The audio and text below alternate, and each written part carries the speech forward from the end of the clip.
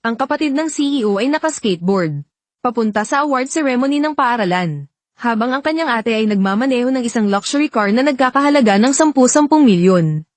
At nakasunod sa kanya, dahil ngayong araw, nakuha ng kanyang kapatid ang isa sa 5 lang na slot sa buong bansa para maging exchange student sa Cambridge.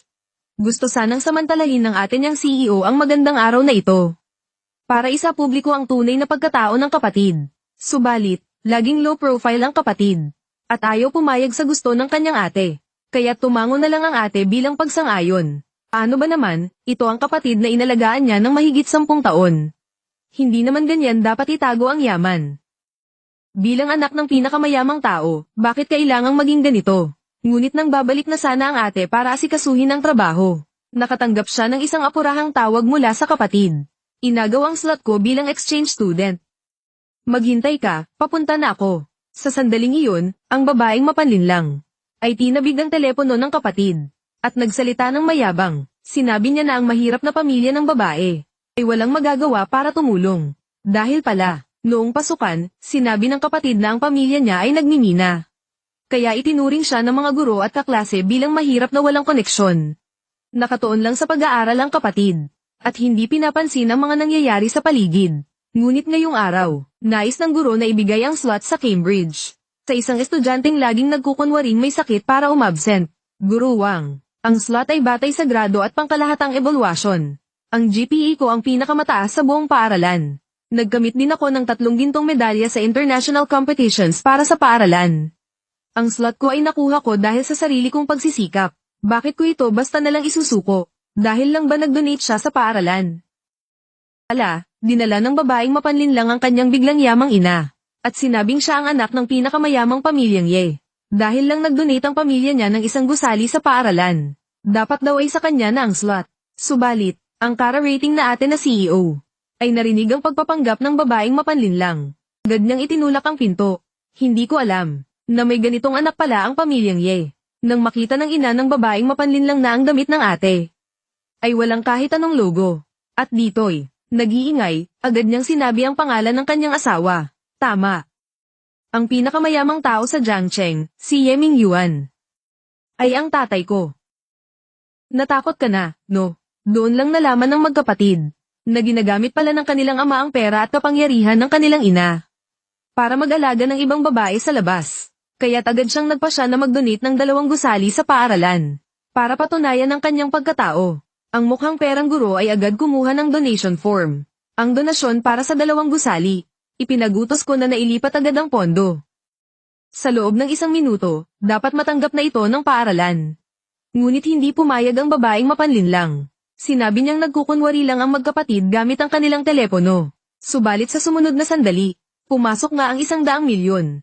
Agad na nagbago ang pakikitungo ng guro. Tumayo siya at yumuko sa ate. Sinabi niyang ito ang pinakamalaking donasyong natanggap ng paaralan mula nang itatag ito. At kailangan daw bigyan ng espesyal na pagkilala ang kapatid sa kanyang kabutihan. Kahit pa, nang makitang natalo siya, hindi pumayag ang babaeng mapanlinlang. Inutusan niya ang ina na tawagan agad ang kanyang ama. Kung nag-donate sila ng 2, magdo-donate tayo ng 3. Kailangan nating maunahan sila, hanggang sa personal nilang narinig ang pamilyar na boses sa kabilang linya. Doon lang tuluyang nakumpirma ng magkapatid na may kabit nga ang kanilang ama. Sa sandaling iyon, gusto pang gamitin ng ama ang pondo ng kumpanya para ipagtanggol ang kabit at ang anak nito. Galit na galit ang magkapatid. Nang may baba ang tawag sa kabila, tumawag naman ang ama sa kanya para manghiram ng pera. 2 salita lang ang isinagot ng ate niyang CEO, ayoko. Agad na ibinaba ang tawag. Gusto niyang malaman ng peking nagpapanggap kung sino ang tunay na tagapagmana ng pamilyang Ye. Nakalimutan kong sabihin sa'yo. Ye din ang apelyido ko. Ha ha ha. Ang galing ninyong umarte. Humanap lang kayo ng kung sinong tatawag at sasabihing anak kayo ng tatay ko. Ngayon naman, sinasabi mong Ye ka rin. Nakakatawa talaga. Bakit hindi mo pa sabihing ikaw ang CEO ng Yuanxing Group? Oo nga. Ako, si Liu Meihuan, ay hindi basta-basta natatakot. Kung gusto ninyong damaykit sa pamilya naming Ye, bakit hindi na lang kayo lumuhad at humingi ng tawad sa amin ng anak ko? Kapag natuwa kami, baka bigyan pa namin kayo ng makakain. Nakapag-donate na ako ng gusali sa paaralan. Kailangan ko pa bang damaykit sa inyo? Ang kagalang-galang na asawa ng pamilyang Ye, hindi man lang makapaglabas ng 100 milyong donasyon.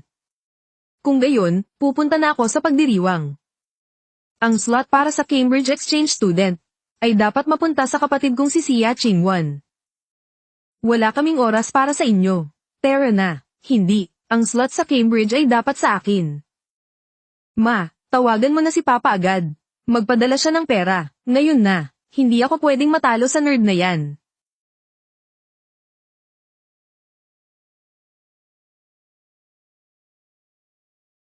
Hindi matawagan.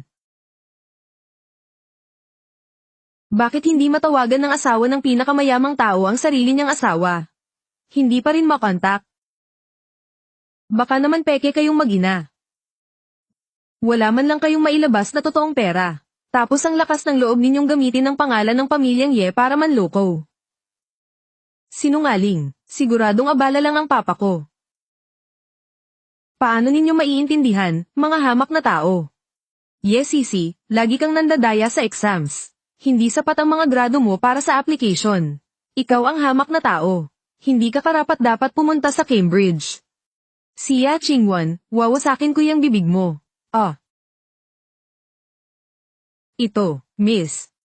Malapit nang magsimula ang pagdiriwang.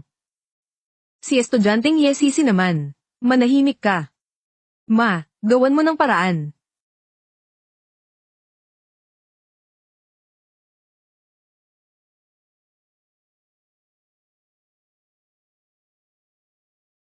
Ang slot ay dapat mapunta sa aming sisi.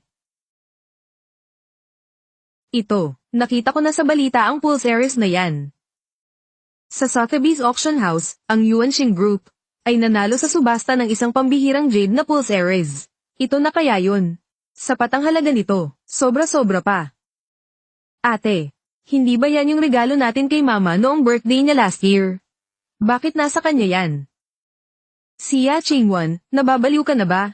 Huwag mong ikumpara ang basag na salamin ninyo. Sa family heirloom ng pamilya naming Ye. Ito ay isang napakahalagang laukeng, jade. Isang bagay na hindi mo mabibili kahit sa susunod mong buhay. Ye Mingyuan, napakasama mo. Ang lakas ng loob mong kunin ang regalo ko. Para sa kaarawan ni mama at ibigay sa kabit mo. Maganda nga ang Pulse Ares na yan. Ito ang lot 73 sa autumn auction ngayong taon. Napanalunan ng Yuanxing Group sa halagang 240 milyon. Takto, kaarawan iyon ng mama ko. Sinadya kong bilhin yan para iregalo sa kanya. Pagkatapos noon, itinago niya ito sa safety deposit box sa bangko. Pag-aari ng pamilya ko, bakit nasa pulso mo? Magnanakaw, Pulse Ares yan ng mama ko. Kalokohan, ang papa ko ang pinakamayamang tao. Magnanakaw daw, tama. Regalo ito sa akin ng asawa ko. Anong karapatan mong sabihin sa'yo yan? Nasaan ang ebidensya? Ebidensya. HMPH. Auction records. Resibo ng pagbabayad. Bank records ng safety deposit box. Alin ang gusto mong makita? HMPH. Sinasabi ninyong mayaman kayo. Pero hindi nyo ba narinig? Ang pamilyang Ye ng Jiangcheng ay may 2 anak na babae. Ang panganay ay dala ang apelyido ng ama, ang Ye. Ang bunso ay dala ang apelyido ng ina, ang Sia. Ha ha ha. Kahit sino kayang gumawa ng kwento. Gamit pa ang apelyido ng ina. Nakakatawa, bakit hindi ko yan narinig kailanman? Guruwang. Tawagin mo ang security. Hulihin ang 2 baliw na ito na puro kasinungalingan ang sinasabi. Hulihin sila. Oo, tawagin ang security at hulihin silang lahat. Tingnan natin kung sino ang mangangahas na gumalaw. Maghintay lang kayo. Tatawagan ko na ang asawa ko. Pagdating ng asawa ko, tingnan natin kung paano niya kayo didisiplinahin. Ngayong araw, hindi lang ang slot sa Cambridge. Kundi paluluhurin at pagmamakaawain ko rin kayo.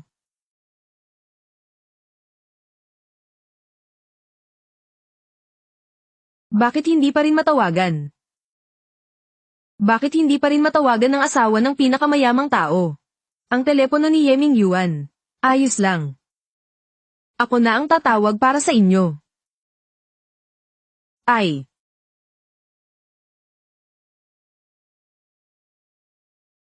Bakit nakablock lahat ng access ko sa pondo ng kumpanya? At ngayon pa talaga siya nangailangan ng pera. Kulang pa ito.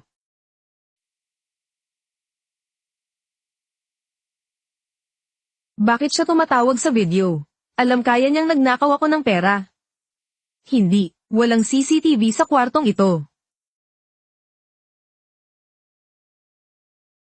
Hi, Ching Chen. Mahal kong anak.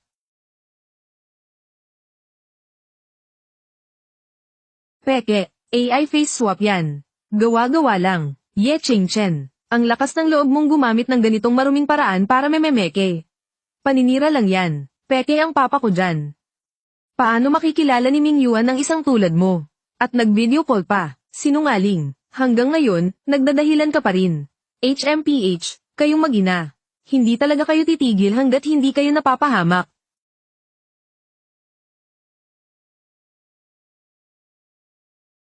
Ming Yuan, dito kami ni Sisi sa paaralan.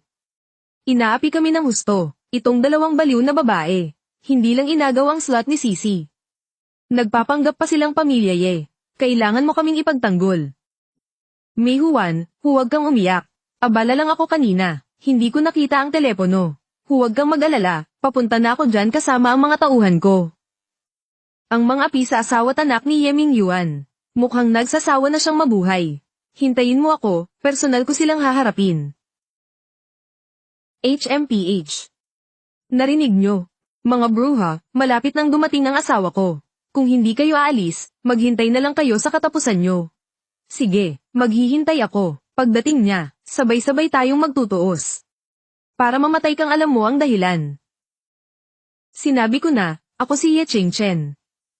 Ang CEO ng Yuanxing Group. HMPH, sino ang gumagamit ng pangalan ng pamilyang Ye para manloko sa labas?